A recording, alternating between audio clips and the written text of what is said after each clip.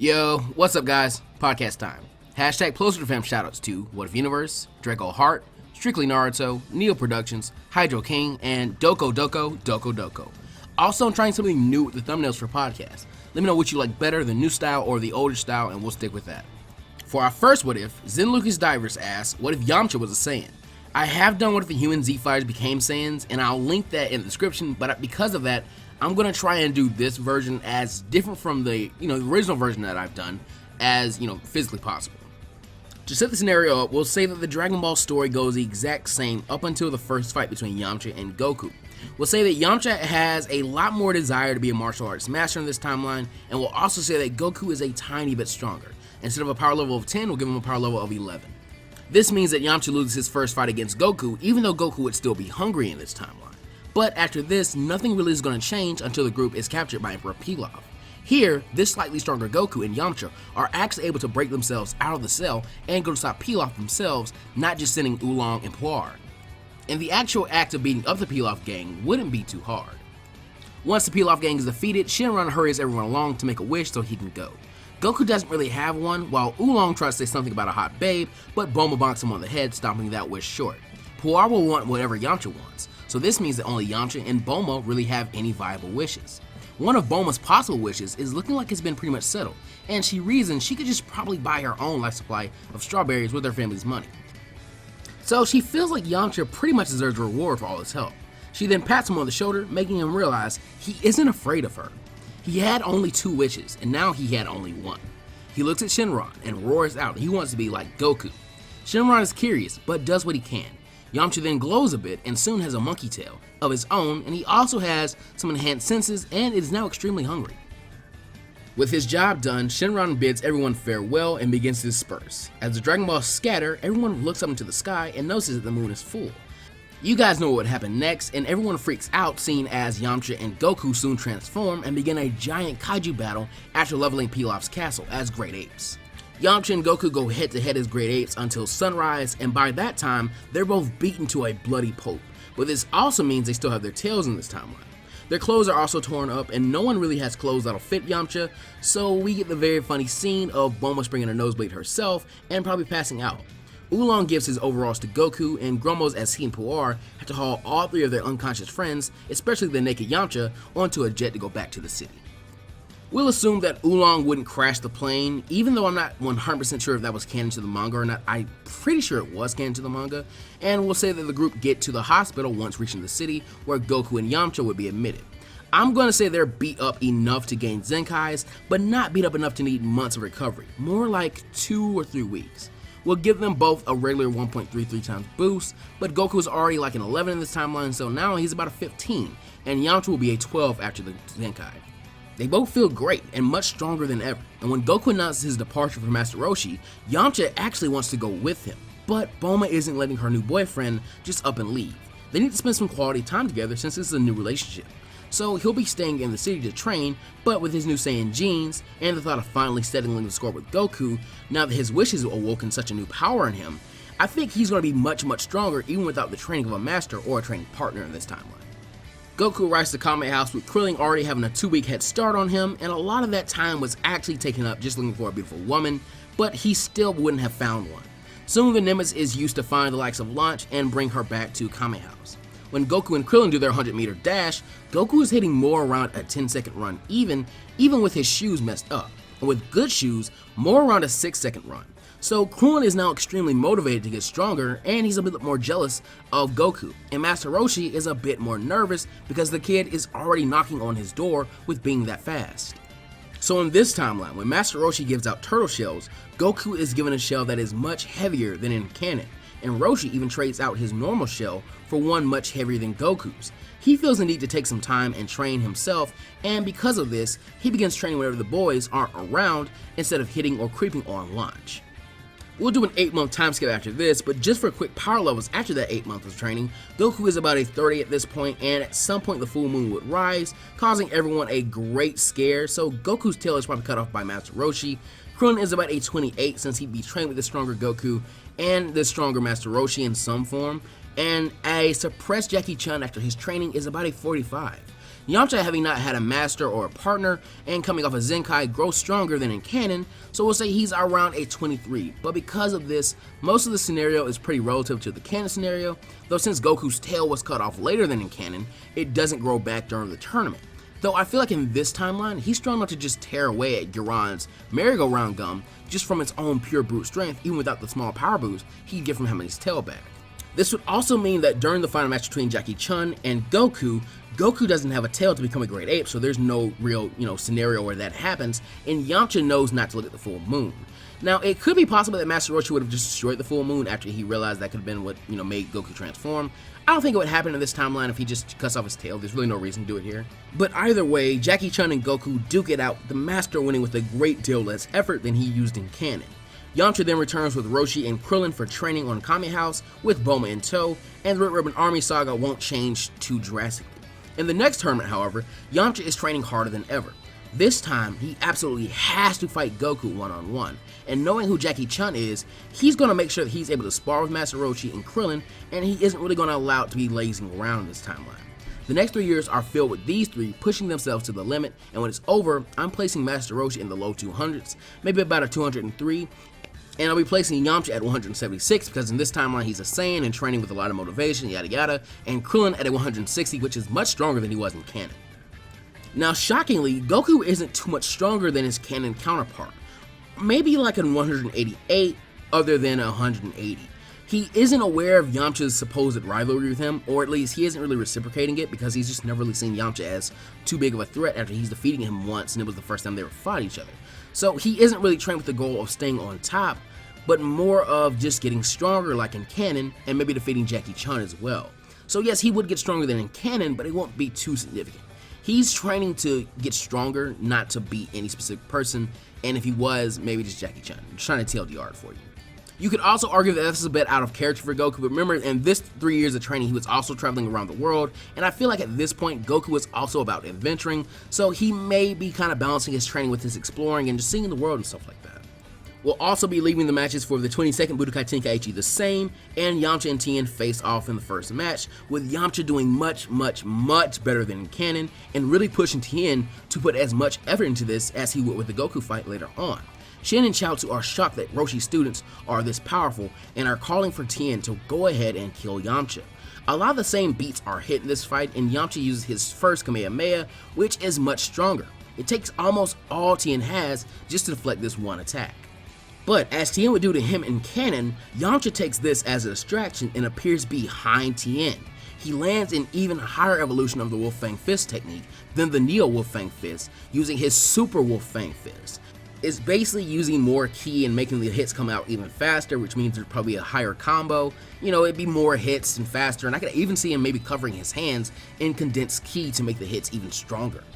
This ends up allowing the former bandit to dominate the three-eyed assassin, and after one final big hit to the stomach, he is flung from the ring and onto the ground unconscious. Matches 2, 3, and 4 will go the exact same, with the Turtle School showing amazing strength and dominating the competition. Shin is infuriated and tells his students they're leaving, but Tien is also extremely pissed off. His master made him do all this evil stuff he didn't really want to do, and it turns out he wasn't even the strongest martial artist. Tien and Chaozu give Shin their resignation by using the Kamehameha to blast him out of the stadium. They wanted to watch these matches and join the Turtle School afterwards. This wasn't used enough in canon in my opinion, but Tien could actually copy the key techniques he saw only once, and I think this would be a really cool moment for him to use it, and probably use it even more than he really did in canon. In the next match, even though Master Roshi is stronger than Yamcha, he decides he wants to allow his student the chance to fight his rival, and so makes a wrong step on purpose, allowing Yamcha to eliminate him. Yamcha isn't stupid and realizes this and is a bit miffed at Roshi, but focuses on Goku, deciding he would talk to Master Roshi afterwards. And the Goku vs. Krillin fight would still be similar, which means it would still be really cool in my opinion. In the finals, Goku vs. Yamcha would be a pretty great fight, but I think in the very end of it, Goku would come out on top. Just kidding, this is Yamcha's time to shine.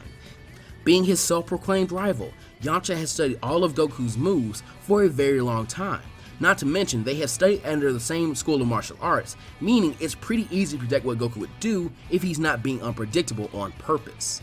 Because of this, Yamcha begins to capitalize on his size and speed difference from Goku. A swift kick to the midsection stops Goku's forward momentum, and from there, the Bandit hits an amazing combo with the Wolf Fang Fist and one last-minute Ki Blast that knocks Goku out of the ring.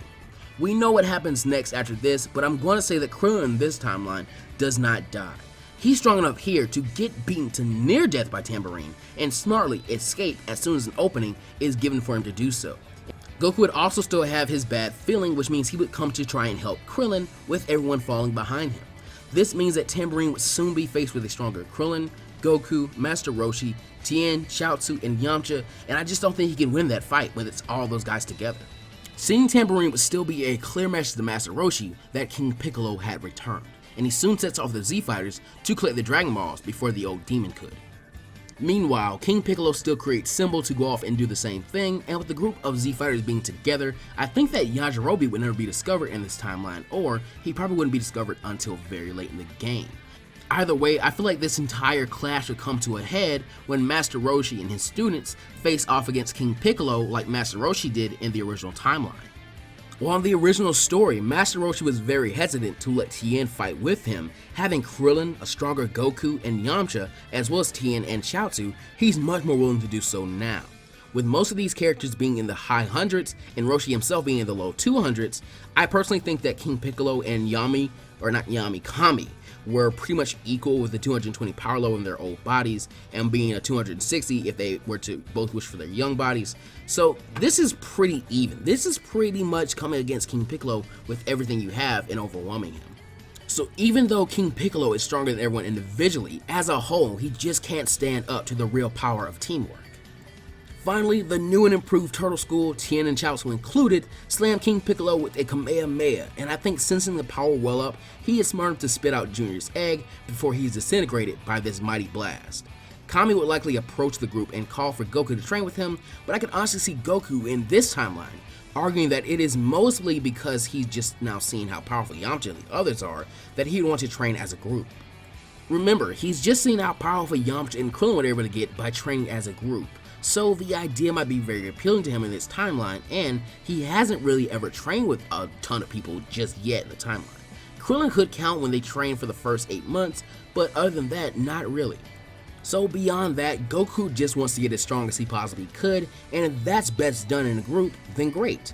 I don't think Kami would be too adverse to this, and so the young Z Fighters are brought to the lookout where training begins.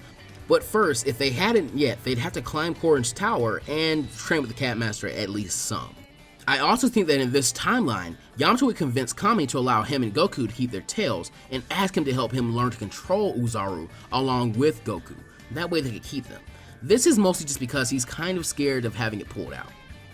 Piccolo would also train harder than in canon, having memories of the Z Fighters' combined power, and the Z Fighters get extremely strong, so again, the 23rd tournament is going to kind of be relative to the last tournament and stuff like that. It's not really going to change too much, but you can maybe have some differences, like maybe Kami wouldn't enter in this timeline, and Yajirobe probably wouldn't enter, but I'll leave this story here for right now, though there's a lot more I could do and many more places for this story to actually go, especially with Yamcha and Bulma possibly having a relationship a lot like how Chi-Chi and Goku have one, and thus staying together and maybe having a child with the arrival of Raditz and all this type of stuff. There's a lot that can really happen, and you still have the revelation of Yamcha and Goku actually being Saiyans and not just, humans with monkey tails. There's a lot for the story to go through. I know this timeline didn't really have too much to do with Yamcha being a Saiyan just yet, but remember, in the Dragon Ball storyline, nothing that really took place of Goku being a Saiyan really came into play, unless you're talking about, Great Ape and stuff like that, or how much stronger he can get, how quickly he can get. So it's just stuff like that. Later in the story, yeah, Yamcha being a Saiyan would come into play more and more. It's just right now in the early game, there's just not much he can do with it because there wasn't much that Goku could do with it because Toriyama hadn't really thought of it just yet. Anyway, I'll stop rambling. For today's podcast, we will not have a My Hero Academia timeline or scenario, I should say, this time around, and I'll explain why later on in the podcast, so be sure to stick to the end so you can hear why I'm going to not be doing one in this podcast. I'm not saying I'm never going to do one ever again, I'm just saying today I just really didn't want to do one for this podcast. Finally, Pedro Jose Bello Belin asks, what if Sausuke Uchiha was born as a female? Now, usually with these kind of scenarios, like what if Goku was born female, what if Vegeta was born female, what if Naruto was born female, a lot of these types of scenarios, I usually go off the idea that the character's personality wouldn't change a ton because with some of them, their gender isn't integral to who they are as a person. There's never really been a statement by Goku where he's like, I just love being a male, or being a male informs every one of my decisions. I've never really heard anything about that by Goku, so I'm always under the idea that Goku would be the same person he is, no matter what body he's in, basically. If he's a girl, if he's a boy, he's going to still be Goku. Now, to be 100% honest with you guys, sometimes that is a true statement from me when I'll say I don't really like that idea because I feel like the characters wouldn't change. Sometimes that's a true statement, but sometimes it's just me kind of shying away from these type of scenarios because I feel like if you don't do them the right way, you can come off as really, really immature and you can really mess up by just misrepresenting how gender changes from, person to person. It's a really touchy subject. It's a really hard balancing act you have to go through. But with the Naruto characters, I feel like the gender of at least Naruto and Sasuke did somewhat inform their actions, at least at the beginning of the series. A lot of their rivalry and their dislike for each other and their competitiveness, that stuff comes from Naruto and Sasuke being 13 or 12-year-old little boys, and that's just how 13 or 12-year-old little boys are. They're competitive, they're rowdy, they're rough. So that does kind of inform who they are as a person. So for the first time ever, I'm going to try and go through a scenario where a character's gender has changed and this actually does kind of impact their character as a whole. So please stick with me. Please don't judge me too harshly. I did try and make this as respectable as possible. I even asked some friends if they thought this was kind of off the walls or off the beaten path and if this could be, misconstrued as, offensive in any way. And I've gotten nothing but okay. So you guys just let me know how you felt this went and let me know how accurate this was to actual Naruto lore. And hopefully you enjoy it. The start of this timeline would be the exact same, even with the whole Kaguya and Asura and Indra reincarnation thing. And we'll also say that the whole reincarnation idea doesn't depend on the reincarnees having to be male. So you still have Madara and Hashirama as the first reincarnation, and then whoever was next, and then Naruto, and in this timeline, the female version of Sasuke. When Fugaku and Mikoto Uchiha have their second child, the only thing to change here is a slight change in hormones and out pops a baby girl instead of a baby boy. This isn't really a problem to my knowledge because I'm pretty sure Itachi was already set to be the clan head after Fugaku, so nothing with the family's dynamics are really going to change too drastically other than Sasuke Uchiha being closer to her mother. And since Sasuke is a male's name, let's go ahead and change the name to Satsuki Uchiha. But we'll probably call her Suki sometimes just to save me some time. Now, because nothing else has really changed too drastically, the Uchiha clan has still been treated very poorly by the village and have been moved to the outskirts of the lands and stuff like that, so the coup is still being thought of, meaning that Itachi has to go through with the Uchiha massacre. So Satsuki sets out on a mission to kill her older brother in supposed revenge. Now, I'm going to say that her chakra supply is almost the exact same as her male counterpart in canon, but with a great deal more natural chakra control, as this is a trait that Kunoichi developed extremely easily and naturally. Also, a lot like in canon, Suki is going to be the apple of every girl in the academy's eye, but not because they have crushes on her, but because they feel like she's just a really cool person.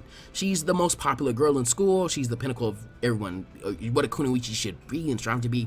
She excels in everything, she's even beating out some of the boys, which is just really empowering to the girls. I'm not trying to be, feminist and political, I'm just saying it's really cool to see that this girl is, taking away the stigma around Kunoichi and making them seem just as viable and just as powerful as male ninja. Now, the major character change between Suki and Sasuke is that Suki would be more mature and well-adjusted than Sasuke was at this time in the story. Sorry fellas, but little girls just grow up and mature faster than little boys do, at least when it comes to emotions and mentality. Sasuke's personality traits like his pride and arrogance are still there, but they are immensely toned down in Suki. So for one, when she sees that Naruto is someone who, like her, is alone and that people really don't care for him, she's likely going to be the first person to try and break the ice and make the attempt to be friends. And I'm not saying she's just some social butterfly, I'm just saying that she sees a kindred spirit and she feels at least this person may get her, and so she's willing to approach them. And this would technically be the first person to extend the hand of friendship to Naruto, at least truly, because I'd say this was happening very, very early, like maybe only a few months after the Uchiha massacre, so they're very young at this point. So this would be the first person to really be Naruto's friend, and he's definitely going to want to be friends. And what's great about this is that in this timeline, Naruto wouldn't be crushing on Sakura. That feeling was just his need for attention from somebody or anybody. And with Suki providing that, there's no reason for him to want it from someone who obviously doesn't like him and reacts negatively for that attention. I'm also going to say that Hinata takes notice of this and begins to berate herself about how she didn't approach Naruto herself and vows to get over her shyness and surpass Sasuke Uchiha so that Naruto takes notice of her, meaning that she now views Sasuke, or Satsuki in this timeline, as a rival. So already these two, in terms of Satsuki and Naruto, have a very healthy relationship, though I don't think this results in Naruto getting stronger. Suki can't afford to teach him the basic stuff that he should already be learning at the academy, and this is going to make Naruto's emotions super mixed up. On one hand, Suki is his best friend, who shows him genuine kindness and actually wants to spend time with him sometimes. On the other, she's so much stronger than him and good at everything, and with the mind of a little boy, when a little girl is stronger than you, it makes you jealous. And I think Naruto develops his first real crush on his friend, but it comes over time, and it's so wrapped up in jealousy that he doesn't really know that it is a crush. So it's a lot like Kushina and Minato's initial relationship. And I'm not just trying to do a gender-bait and shipping routine of these characters, mostly because I don't care about their sexuality or who they dated, it's their drawings. I genuinely think this is how the reaction of these characters would be in a lore accurate alternate timeline where these are the parameters. So maybe Naruto gets a smidgen stronger due to trying to impress his secret crush, Sakura takes her training more seriously as well as Ino, and especially Hinata, making it a four-way battle to the top Kunoichi spot, and Suki's chakra control is pushing her to be a much stronger version than even than the initial Sasuke in canon, at least where chakra is concerned. So we'll say that she maybe has the Fireball Jutsu, the Phoenix Fire Jutsu, and maybe the Dragon Flame Jutsu under her belt by the time they graduate.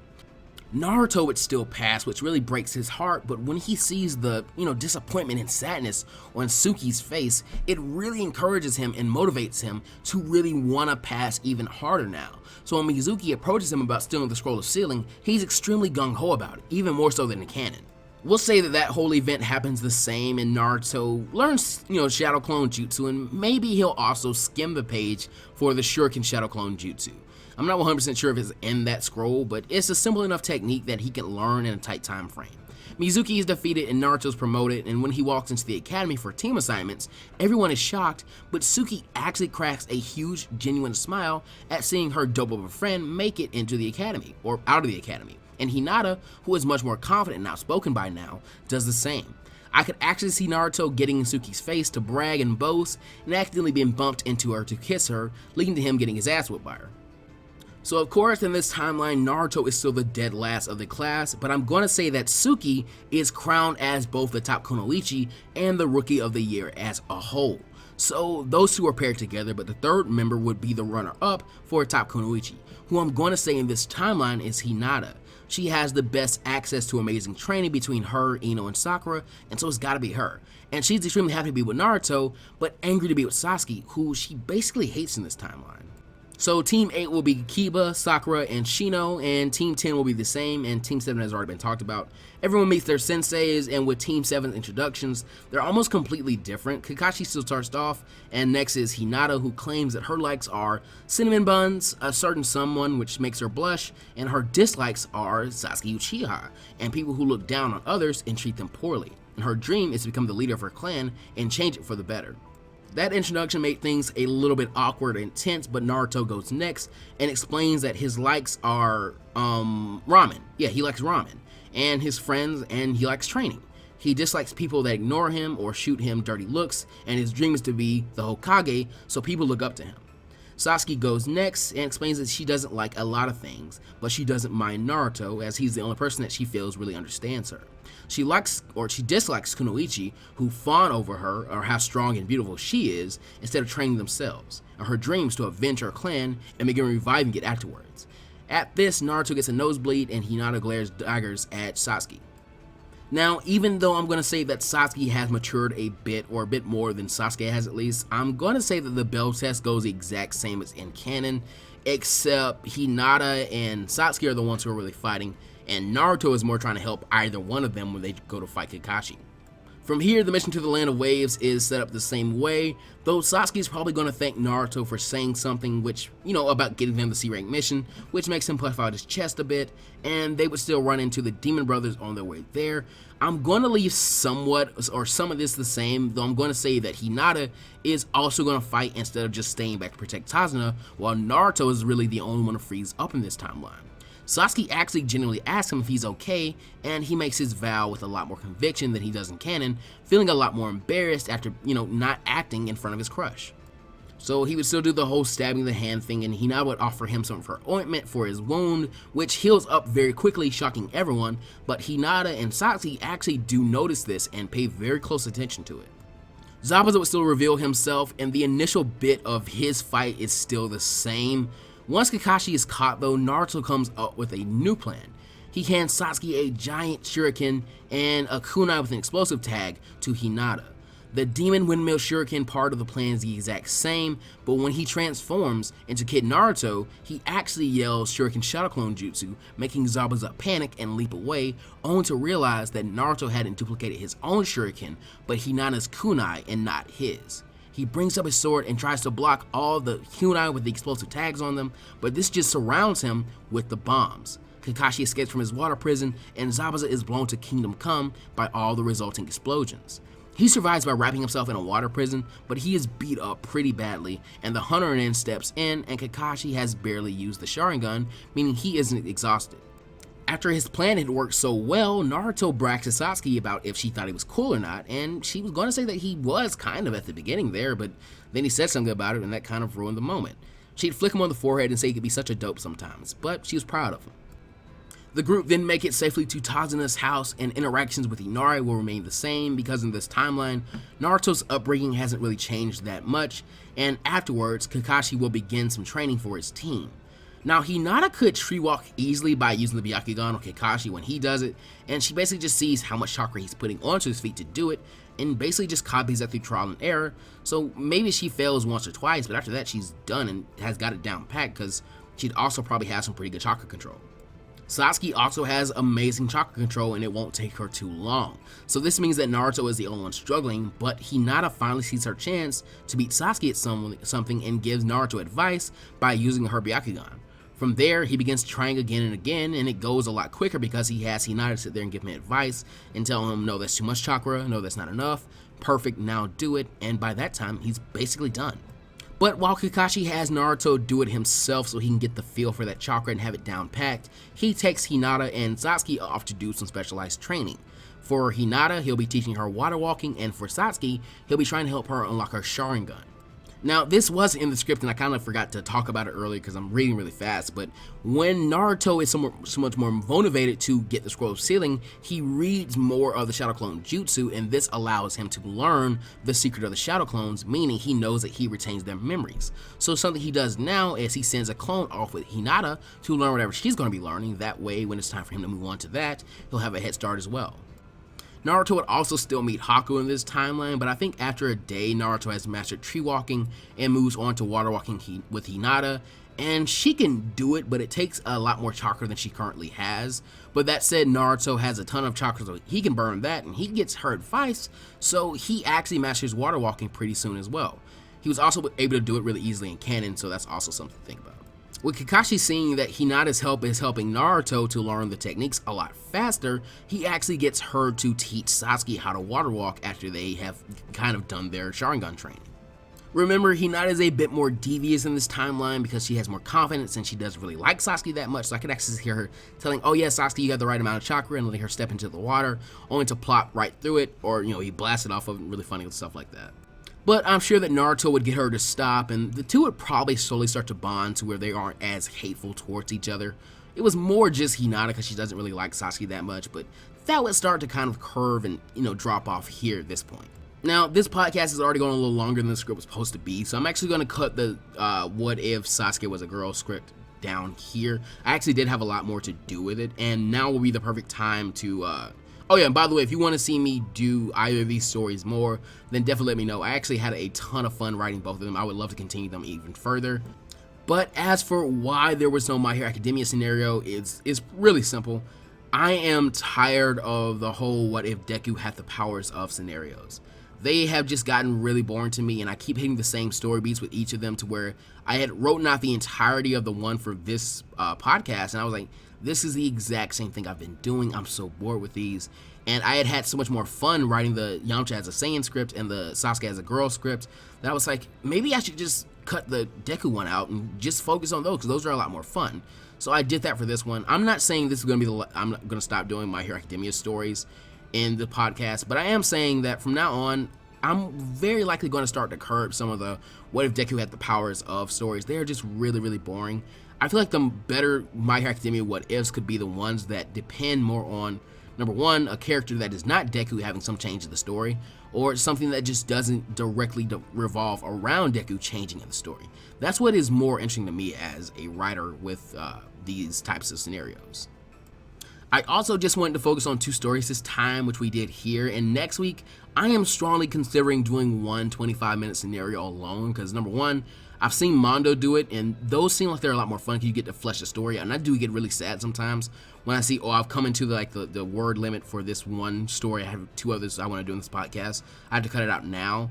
So I am really strong considering doing one story next time and just seeing how you guys like that. And if you do, we'll keep that. And if you don't, we'll go back to 3 stories. It's all up to you guys. I cater the podcast to what you guys want.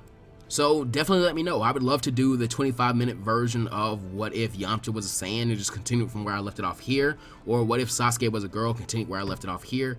I really want to continue these stories because I had a lot of fun writing them. Anyway, please go follow me on Twitter and join the Discord. I'm going to try and be a bit more active in the Discord. Shout out to all my patrons, and remember to comment your own what ifs using hashtag PlusUltraFam with the correct spelling, because spelling does count during this. And have an awesome day. Take care of yourselves and go beyond plus ultra. You guys know I said the song wrong. Go beyond plus ultra. Love you guys. See you later.